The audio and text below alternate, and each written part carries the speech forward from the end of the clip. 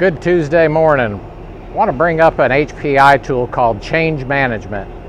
Over the past year, 2 years, we've been talking about the PPE policy, and just want to take an opportunity and give you some examples today of the changes we're going to roll out. They'll be effective tomorrow morning, Tuesday, November 1st. And what we're going to do is give you some examples of what the new policy is going to be like. Tony Reynolds is going to go over and address some situations and the hazards and how we arrived at the decisions we did for changing the PPE policy. And I just want everybody to be aware that these changes are going to be a growing experience. If you have any questions, please take the time, ask your supervisor, refer back to the policy, or you can come to either myself or any of my staff, or more importantly, Tony, Joe, Tyler. So let's take today and welcome this new change, and I'm going to let Tony go over some of the things we're going to talk about. Welcome to another Tool Time Tuesday. What we're going to talk about today is our new PPE policy. I've been working on this policy since about the first or second week that I was here. We were trying to come up with a policy that identifies the hazard rather than a PPE policy just for the whole site. So what we wanted to do is look at each of the work activities that we're doing and make them mirror the PPE that's required for that work or for that area. So we took the current policy that we had and we made some adjustments to it and changed some of the things on the policy to match the hazard rather than the site being just a standard PPE for a specific site or specific area. So we'll start with each of the areas, and hopefully you'll be able to see some video that we took of some of the work areas and some of the activities that we're talking about. First of all, the green walkways on the outdoors. We established the green walkways several years ago to identify safe walk areas for our employees. With that being said, the green walkways we're going to change to where there's no PPE required to be in our green walkway areas on the outside. For the green walkways that are inside the buildings, then the PPE requirements will be for whatever the area that the green walkway is set up in. So it's not going to be a standard across the site, no PPE for all the green walkways. It will be no PPE for all the green walkways that are on the outside of the facilities. Of course, the break rooms and the office areas, there's no PPE required for those.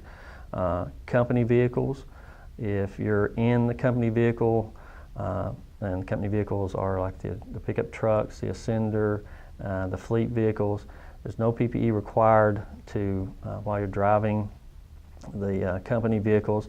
But if you get out of the company vehicle, inside one of the areas or outside, let's say in the yard, for example, it's whatever the PPE requirement is for the area that you're exiting the vehicle. So if you know you're going to one area and you need PPE for that area, you need to take the PPE with you. Golf carts. No PPE be required for the golf carts other than approved safety glasses with side shields. So unless, again, you get out of the golf cart and you're in an area that requires PPE, like the yard that may require high visibility vest and safety glasses, hard hats, or whatever the case may be. PIVs with roofs or similar roof top structures, then you will need high visibility clothing, approved safety shoes. Not a hard hat will not be required, of course, unless you want to wear a hard hat. This is just the minimum requirements. The ANSI approved safety glasses with side shields and gloves shall be worn or available to the person. Again, if you get off the PIV and you're in an area that requires a hard hat, then you will need to don the hard hat. Work areas and contamination zones, the PPE is required dependent on the JHA that you're working on or the RWP that you're working on or the postings within the area. So again, we're trying to match or mirror the hazard with the PPE requirements rather than just have standard PPE for a specific area. Now the JHA and the RWP will have to be reviewed by safety and health prior to, let's say for example, in the past you've had to wear a hard hat in a specific area. If you'd like to relieve that PPE requirement, then it will take a JHA or an RWP that's been approved by safety and health. Now, there'll probably be some questions about some of the changes that we're looking at, maybe some questions about some of the areas that are specific to an area itself. If that's the case, then feel free to contact me or someone in safety and health, and we'll be glad to address any of your questions. Contact your supervisor. Again, let's work together, and that was the goal of this, is to work with the employees, identify the correct PPE for the hazard and the activity and the job that we're trying to do. Again, we want to try to work together with you guys to make this a safer, more efficient place to work. Again, welcome to Tool Time Tuesday. If you have any questions, contact me, contact someone in safety and health, and we're glad to address any questions that you may have. Thank you. Hey everybody, can you believe it's already November?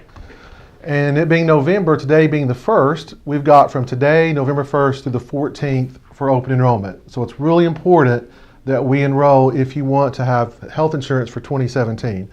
So that includes medical, flexible spending, or the health savings account. So between now and the 14th, I can't stress that enough, that's very important that we enroll at the HR in Touch website that we've used for a number of years now.